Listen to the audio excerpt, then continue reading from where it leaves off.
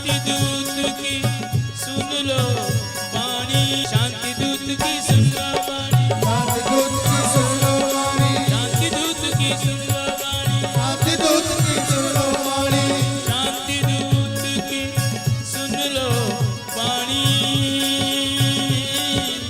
रहेगा नहीं किसी नैन में पानी। तो भगवान ने उन सब के साथ विवाह किया। अब भगवान ने विवाह कर लिया। अब एक स्त्री जब आ जाती है 2-4 साल बाद, 10 साल बाद, 15 साल बाद, तब पता चलता है गृहस्थ किसे कहते हैं। एक देवी जी के मारे हमारे भाई लोग 8 और 12 घंटा काम करते हैं, और भगवान श्री कृष्ण 16,108 हैं। और जितने सुंदर पहले विवाह के समय थे, उतने ही सुंदर अपने नाती के विवाह के समय है मेरे ठाकुर जी, उतने ही सुंदर, उससे ज्यादा ही। संसार की सुंदरता घटती बढ़ती रहती है, पर मेरे ठाकुर की सुंदरता सिर्फ बढ़ती ही रहती है, घटती कभी नहीं, कभी नहीं, कभी नहीं घटती। तो भगवान श्री कृष्ण के 16,108 विवाह हुए। सभी पटरानियों के 10-10 पुत्र थे। कितने? अब फिर टेंशन में आ जाओगे। इतने टोटल करो कितने? 16,108 पटरानी के 10-10 पुत्र हैं, टोटल करो कितने? ये इंग्लिश मीडियम है। अब इनको गूगल चाहिए, इनको कंप्यूटर चाहिए, इनको वो चाहिए क्या उसको सेट कर सके, क्या बोले? नहीं, वो कुछ आता है ना, कोई भी हो तो इनकी बुद्धि कम काम करती है, इनको साधन चाहिए ज्यादा। बता तो नहीं पा रहे हो? इंग्लिश मीडियम, चीटिंग नहीं, चीटिंग करोगे तो नरक में जाओगे। चलो हम बता देते हैं। 1,61,080 भगवान के पुत्र हैं, 1,61,080, और 16,108 कन्या भी हैं, वो अलग हैं। 16,108 कन्या भी हैं, 1,61,000 पुत्र हैं। टोटल मिलाओगे तो होंगे 1,77,108। ये भगवान की संतान है। अब प्रश्न उठता है कि भगवान ने 100 वर्ष लीला की द्वारिका में, 100 वर्ष में 1,77,108। बात समझ में नहीं आ रही? समझ में आई है? योग योगेश्वर कृष्ण वो योगी है, वो हमारी तुम्हारी तरह भोगी नहीं है। समझो, वो योगी है। बोले महाराज इतनी संतान और आप कह रहे योगी है, तभी तो कह रहे हैं योगी है, क्योंकि वो योगी है। इतनी संतान अगर संसारिक क्रम के हिसाब से हो तो 1000 साल चाहिए कम से कम, तब जाके लाखन तक पहुंचेंगे। ना हो तो 200-400-500 साल तो चाहिए। 9 महीना को गैप तो रही है, फिर कैसे हो सकती है संतान? थोड़ा मैं फ्रैंक होके बोल रहा हूं, इसलिए बोल रहा हूं क्योंकि कुछ मूर्ख लोग ऐसे हैं जो भगवान कृष्ण को समझते भी नहीं है और डाउट बहुत पूरा करते हैं, संदेह पूरा करते हैं, समझना चाहते नहीं है।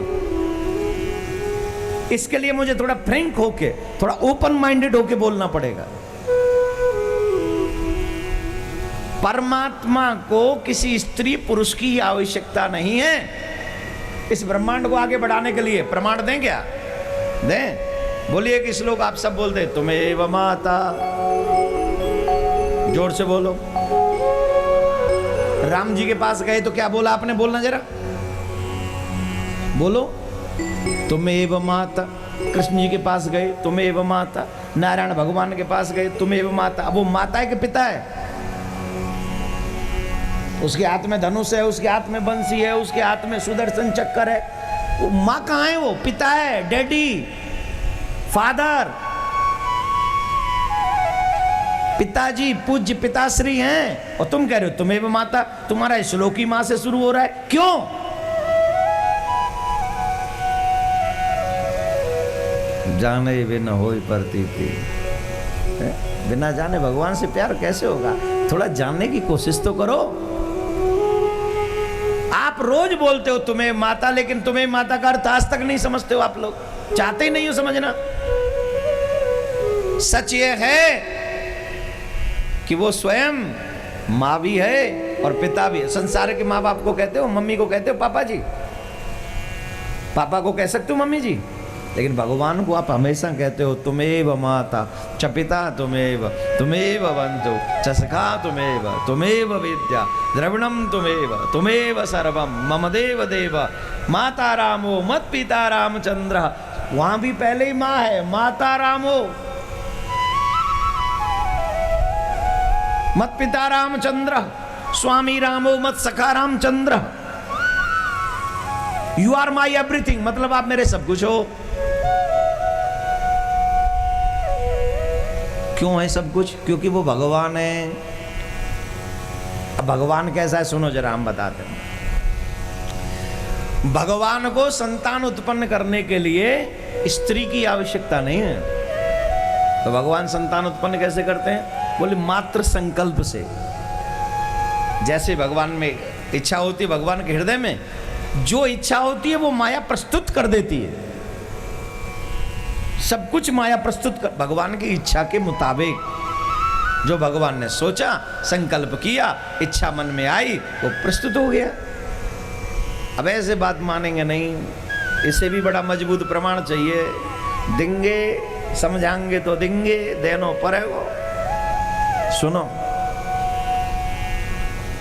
भगवान अपने सिर पे मोर मुकुट, मोर पक्ष धारण करते हैं। करते हैं कि नहीं? वरहा पीड़म नटवर बबू कर्णयो कर्णकारम विवृतवास कनक कपिशम वैजयंतीम जमालम। और ब्रज में तो इतने भजन है मोर मुकुट के पीछे, इतने भजन है कि मैं मुकुट के पीछे, मोर मुकुट के पीछे भजन गावे लग जाऊं तो 4 घंटा में कथा पूरी नहीं हो। इतने भजन है मोर मुकुट के। क्यों? भगवान श्री कृष्ण के मोर मुकुट, मोर पक्ष है। भगवान को निष्पक्ष कहा गया है। क्या कहा गया है? वो समदर्शी है। कौन है वो? समदर्शी। लेकिन भगवान मोर पंख लगा के कहते, सुनो, दुनिया चाहे हमें समदर्शी कहती रहे, निष्पक्ष कहती रहे, पर एक सच बता मैं। क्या?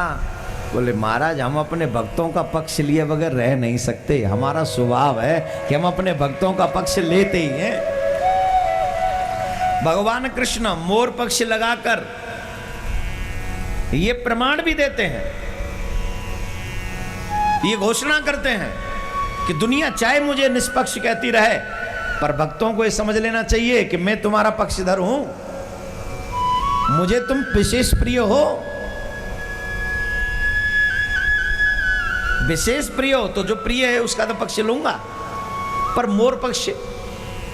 अब मोर के विषय में जानते हो, जो कथा सुनते आ रहे हैं उनको तो कई बार सुनाया हमने। जो मोर होता है वो कभी मयूरी के साथ विहार नहीं करता।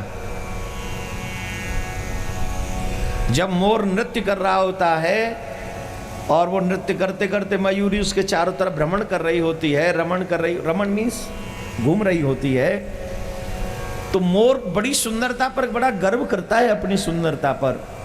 लेकिन जब वो अपने पैरों को देखता है तो मोर रो पड़ता है, और जब मोर रोता है तो मोरनी उसके आंसुओं को पान करती है और उसके आंसुओं से गर्भ धारण कर लेती है। मोर भी कृष्ण की तरह बाल ब्रह्मचारी है।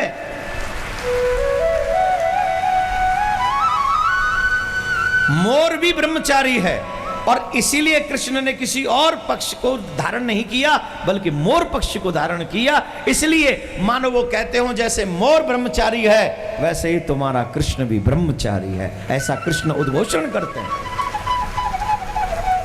आज आपकी ताली धीरे बज रही, मैं समझता हूं आज आपकी स्थिति। राधे राधे बोलना पड़ेगा, जोर से बोलना पड़ेगा और चकाचक हो जाए एक बार। ये बात तो जितने भी नौजवान यहां कथा सुन रहे हैं, आई होप कि आपको कुछ अच्छा समझ आया होगा। आज जिसकी बनाई हुई सृष्टि में ऐसे लोग हैं जो ब्रह्मचर्य पालन करके भी संतान उत्पन्न कर लेते हैं, तो वो तो स्वयं सृष्टि रचयिता है, वो तो करता है। वो क्या नहीं कर सकता, वो सब कुछ कर सकता है। इसलिए भगवान की लीलाओं को समझने के लिए भक्ति होना, सुंदर भाव होना बहुत ज्यादा जरूरी है। भगवान द्वारिका में रहते हैं, अनेकों अनेकों सुंदर लीलाएं वहां करते हैं, अनेकों दुष्टों का भी वध किया है, राक्षसों का भी वध ठाकुर जी ने वहां किया है। हम दिल से चाहते हैं राम मंदिर बने, लेकिन शांति के साथ बने, लेकिन बने। और इस विषय में हमारे मुसलमान भाइयों को भी थोड़ा आगे कदम बढ़ाना चाहिए। उनको ये कहना चाहिए कि यहाँ आपकी श्रद्धा विश्वास टिका हुआ है, ये 3 जगह आप ले लीजिए और बची हुई कुछ जगह पे आप हमारे ही मस्जिद बनवा दीजिए। ये होगा भारत में भाईचारे का सबसे सुंदर, बहुत प्यारा सा उदाहरण।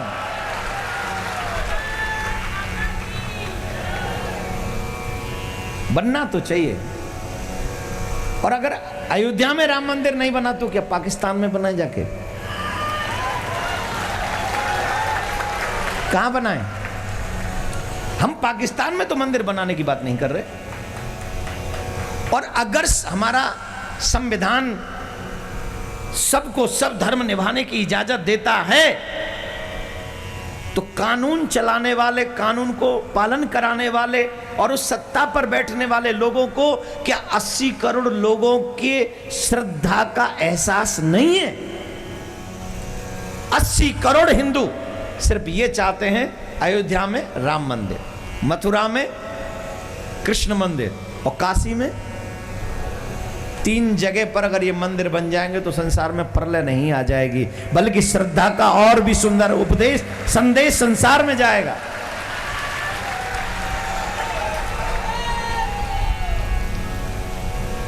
चलो, भगवान करे महाराज श्री के इस जन्मोत्सव के इस आनंद में हमारे कुछ लोगों को सद्बुद्धि मिले और वो इस तरफ कदम बढ़ाएं। और भगवान करे अयोध्या में जब हम अगली बार आएं, तब तक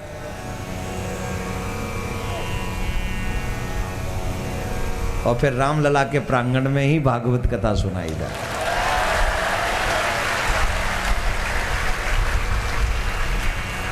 भगवान करे ऐसा हो। और ये संत महात्मा इतने बैठे हैं, एक बार दिल से चालेंगे तो असंभव कुछ नहीं है मेरे प्यारे हो। आप आगे आगे चलिए, पीछे पीछे देखिए।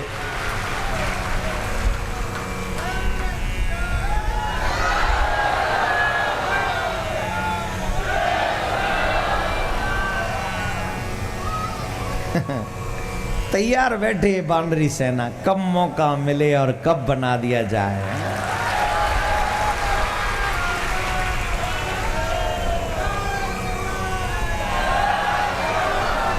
ज्यादा मत करो, कौन सी धारा लगी हुई है यहाँ। ये सबसे पहले प्रशासन वाले कहेंगे इसी को यही ऊपर से भड़का रहा था, इसी को लेके चलो। और जब मुझे लेके चलेंगे तो तुम लोग सब अपने अपने घर चले जाओगे। कौन कौन चला जाएगा अपने घर? नहीं, हम लोग तो शांतिवादी लोग हैं, हम तो सब शांति से चाहते हैं। भगवान करे, दिल में टीस हमेशा रहती है कि अयोध्या में राम मंदिर नहीं बन पा रहा है। और जब राम जी के दर्शन कर ले त्रिपाल में, तो और भी भयंकर दर्द उठ जा रहा है महाराज, कि ऐसा सिर्फ हमारे ही भगवान के साथ ये लोग कर सकते हैं। इनमें हिम्मत नहीं कि किसी दूसरे धर्म के प्रति ये ऐसा व्यवहार कर दें, क्योंकि हिंदू बहुत सहनशील होता है। इसलिए ये लोग ज़्यादा उसका नाजायज फ़ायदा उठाते हैं। लिपित कथा को आगे बढ़ाते हैं। राधे राधे। भगवान की अनेकों लीलाएं हैं, अनेकों सुंदर प्रसंग हैं। द्वारका में रहकर ठाकुर जी अनेकों लीला करते हैं, लेकिन एक बहुत प्यारी लीला है जो हम सबको बहुत ही आनंद प्रदान करती है। विशेष तौर पर यहाँ पर यंगस्टर्स बैठे हुए हैं, उनको ध्यान में रखकर मैं ये कथा सुना रहा हूँ। आप सबको मित्र बनाने की बड़ी आदत होती है। कथा में भी पहुँचकर लोग नंबर ले लेते हैं एक दूसरे का, और नंबर लेकर सिर्फ हमेशा अपने वही संसार की बातें, जाते ही कथा में काम करते वही संसारिक जो नहीं करना चाहिए। क्योंकि कुछ लोग ऐसे होते हैं, वो क्योला देखा है, क्योला उसको कितना भी आप साबुन से धो लो साफ होगा न। क्योला लाख धोने से कभी भी साफ होता है, जला दो आग में फौरन सफेदा राख होता है। क्योले को कितना भी साफ करो वो साफ होने वाला। तो कुछ लोग ऐसे हैं जो कथा में भी जाके मित्र बना लेते हैं, फ्रेंड बना लेते हैं। फ्रेंड का मीनिंग जानते हो किसको कहते हैं? जो फ्रॉड है वही फ्रेंड है। Fraud is friend. जो फ्रॉड है, बहन बेटियां जितनी बैठी हैं, मैं आपसे एक निवेदन करूंगा, हो सके तो इंटरनेट का यूज ही मत करिए, हो सके तो। और करना लाजमी हो तो अपने पिक्चर का इस्तेमाल मत करिए कहीं, अपने फोटो का इस्तेमाल मत करिए कहीं, क्योंकि संसार में सबसे ज़्यादा कॉस्टली अगर कुछ है तो वो आपकी इमेज, आपकी इज्जत। और अगर इज्जत बेटी की चली जाए तो माँ बाप किसी भी दौलत से ला नहीं सकते, ला नहीं सकते। इसलिए मैं आग्रह कर रहा हूं आप सबसे, मित्र वो नहीं जो स्वार्थ से लबालब हो। मित्र कैसा? सखा कश्चित् ब्राह्मणो ब्रह्मवित्तमः विरक्त इंद्रियार्थेषु प्रशांतात्मा जितेंद्रिय। पूज्य महाराज श्री का स्वप्न विश्व में शांति और घर घर में भगवान के नाम का वास। इस संकल्प को एक महाअभियान बनाने का बीड़ा उठाया है श्रद्धेय शांति दूत श्री देवकी नंदन ठाकुर जी ने। भौतिकता के दौर में भटक रही युवा पीढ़ी को भी अपने महाअभियान से जोड़कर उनको भी भगवत भक्ति के रस से सराबोर करने का दृढ़ निश्चय किया है महाराज श्री ने। साथ ही विश्व शांति सेवा चैरिटेबल ट्रस्ट महाराज श्री की अध्यक्षता में अंतर्राष्ट्रीय स्तर पर भगवत भक्ति के प्रचार के साथ मानवता की सेवा के लिए भी प्रतिबद्ध है। जरूरतमंदों की सहायता और विषम परिस्थिति में महाराज श्री ने सदैव सबके लिए अपना हाथ बढ़ाया है। आप भी श्रद्धेय शांति दूत श्री देवकी नंदन ठाकुर जी के महाअभियान में अपना पुनीत सहयोग प्रदान कर सकते हैं। फाउंडर मेंबर 5,51,000 रुपए, समिति मेंबर 2,51,000 रुपए, कार्यकारिणी मेंबर 1,21,000 रुपए, सह कार्यकारिणी मेंबर 51,000 रुपए, आजीवन सदस्य 1,100 रुपए। आप अपना सहयोग विश्व शांति सेवा चैरिटेबल ट्रस्ट के भारतीय स्टेट बैंक मथुरा शाखा के खाता संख्या 3088094445 में जमा करा सकते हैं। मासिक पत्रिका शांति संदेश एवं महाराज श्री द्वारा गाए हुए सुंदर सुंदर भजनों की सीडी व श्रीमद् भागवत कथा एवं श्री राम कथा के डीवीडी सेट प्राप्त करने के लिए संपर्क करें। ज्योति music company, Shanti Seva Dham, Jhatikara, Vrindavan road, Vrindavan, Mathura, Uttar Pradesh. Phone number 0735111221, 0735111331। Delhi कार्यालय C5/90, first floor, sector 6, Rohini, Nai Delhi 110085। Phone number 01147564008। Mobile 9212210143। Website www.vssct.com, www.shantisevadham.in। Email info@vssct.com। Twitter DN/Thakur/G। Facebook Devki Nandan Thakur ji VSSCT।